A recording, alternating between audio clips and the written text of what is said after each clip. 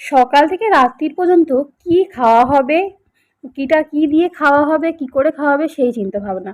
তাই সকাল থেকে শুরু হয়ে গেছে টিফিনের এখন খাওয়া দাওয়ার প্রস্তুতি। এখন চলছে ঢ্যাঁড়স আলু ভাজার প্রস্তুতি। এখন ঢ্যাঁড়সগুলো ফার্স্টে ভেজে নিচ্ছি, কারণ ঢ্যাঁড়সগুলো তো ফার্স্টে এই যে লালা ভাবটা না কাটলে আলুটা দিলে ভালো করে ভাজা হয় না। আর এখানে একটা আমকে আমি সেটে দিয়ে দিচ্ছি, আর রুটি করে নেবো টিফিনে। আজকে টিফিনে খাওয়া হবে ঢ্যাঁড়স আলু ভাজা আর রুটি। যদিও আমি ঢ্যাঁড়স আলু ভাজা রুটি খাবো না, আমার জন্য এই গরমে একটা তৃপ্তিকর খাবার আছে। আর এখানে এই রুটিগুলো শিখে নিচ্ছি। Hello friends, good morning, welcome back to a new blog, আর welcome back to a Tania blogs. আশা করি তোমরা সবাই খুব ভালো আছো, আর তোমাদের ভালোবাসায়, তোমাদের আশীর্বাদে আমিও খুব খুব খুব ভালো আছি। প্রচণ্ড গরম পড়েছে, সবাই খুব সাবধানে থাকো, খুব সুস্থ থাকো, আর প্রচুর পরিমাণে জল খাও। তোমাদের সঙ্গে গল্প করতে করতে দেখো রুটিগুলোও হয়ে গেছে। আর রুটিগুলো তো একসঙ্গে 4-5টা শিখে তারপর এরকম ডাইরেক্ট গ্যাসে এরকম করে ফুলিয়ে নিই। আর পাখিগুলোকে তো এখন একদিন ছাড়া ছাড়া স্নান করানো হচ্ছে। এই যে ওপরে শাওয়ারটা খুলে এদেরকে এখানে বসিয়ে দিয়েছি, ওরা ইচ্ছা মতন স্নান করে নিচ্ছে। আর তোমরা মানে ওরা স্নান করতে প্রচণ্ডই ভালোবাসে, ওদেরকে স্নান করাতেই হবে এই গরমে। ওদেরকে স্নান করানোর পরে এখানে মাকে টিফিন দিয়ে দিয়েছি, রুটি আর ঢ্যাঁড়স আলু ভাজা।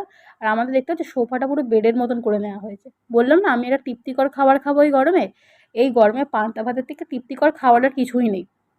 মানে আমি রোজই একটু করে এক্সট্রা করে চাল নিচ্ছি যাতে অল্প করে ভাত থেকে যায়। আর পান্তা ভাতের সঙ্গে একটুখানি মুড়ি মাখলে তার টেস্টটা কিন্তু দারুণ হয়ে যায়। কিন্তু আজকে পেঁয়াজ ছিল না, তাই পেঁয়াজটা খেতে পারছিলাম না। কিন্তু পেঁয়াজ ছাড়া পান্তা ভাতটা না একদমই খেতে ভালো লাগে না। নিয়ে তো বসেছি, কিন্তু পেঁয়াজ ছাড়া মানে পান্তা ভাতটা একদমই ভালো লাগছিল না তখন খেতে। কিন্তু পান্তা ভাত যেহেতু অনেক কিছু নিয়ে বসেছি, সেহেতু খেয়ে নিলাম। আর তোমাদের দাদাভাইও খাচ্ছে ঢ্যাঁড়স আলু ভাজা দিয়ে রুটি। আমার মতন একারই ভাত ছিল। তারপরে বললাম না একটা আমকে প্রেসারে দিয়েছিলাম, সেই আমটাই এখন খোলাটা ছাড়িয়ে নিচ্ছি। আম পোড়ার শরবত করব। আমটা পোড়ানোর কোনো ব্যবস্থা নেই, গ্যাসে পোড়াবো কি পোড়াবো না ভাবতে ভাবতে সিটি দিয়ে দিয়েছিলাম। সেদ্ধ মতন করে নিয়ে আমের পালটা বের করে নিয়ে ওর মধ্যে হালকা জিরে গুঁড়ো, হালকা একটুখানি লঙ্কার গুঁড়ো দিয়েছি সামান্য, একটু বিট লবণ, একটুখানি চিনি, তারপরে জলজিরা, সমস্ত কিছু দিয়ে ঠান্ডা জল দিয়ে ভালো করে একটা আম পোড়ার শরবত হবে। প্রতিদিন তো গ্লুকন-ডি খাওয়া হচ্ছে বা লস্যি খাওয়া হচ্ছে, এইসবই খাওয়া হচ্ছে। আর এই দেখো এখন জলজিরাটা দিয়ে দেবো। জলজিরা দিলে কিন্তু টেস্টটা দারুণ আসে। আর জলজিরা এমনি জলে গুলে খেলেও ভালো আসে। আর এরকম একটা নিয়ে নিয়েছি, সেটা দিয়ে ভালো করে মিশিয়ে নিচ্ছি। আর তারপরে বাপি চলে এসেছে। বাপি যেহেতু রিটায়ার হয়ে যাবে আর মাত্র 2 দিন আছে, সেই জন্য বাপির মানে সহকর্মীরা বাপির সঙ্গে যারা এত বছর কাজ করেছে বাপিকে এরকম একটা বুকে দিয়েছে ফুলের, আর তার সঙ্গে দিয়েছে মিষ্টি, বিছানায় একটা চাদরের সেট, অনেক কিছু। এটা তো পেয়ে বাপি খুব খুশি হয়েছে। আর বাপির থেকে তো এটা দেখে আমি বেশি খুশি হয়ে গেছি। দারুণ লাগছিল ফুলের এটা, কিন্তু এত পরিমাণ গরম যে এটা বেশি দিন ভালোই থাকবে না। দেখতেই পাচ্ছ ফুলের বুকেটা কত সুন্দর লাগছে। আর এখানে আমার আম পোড়ার শরবতও রেডি হয়ে গেছে। আর আম পোড়া না, আম সেদ্ধ করা। আর বাপির অফিস থেকে এই মিষ্টিগুলো দিয়েছিল। মানে এখন তো পরপর গিফট আসবেই বাপির জন্য, মানে ফেয়ারওয়েল দিচ্ছে বাপিকে সবাই। এত বছর চাকরি জীবনের মানে আর শেষ কটা দিন রয়েছে, প্রচণ্ড কষ্টের মধ্যেই রয়েছে।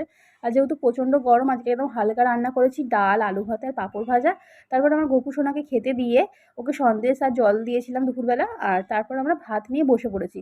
আর তার সঙ্গে আনা হয়েছিল মিষ্টি দই আর তোমার দাদাভাইয়ের জন্য টক দই। সবাই মিলে খাওয়া দাওয়া করে নিলাম।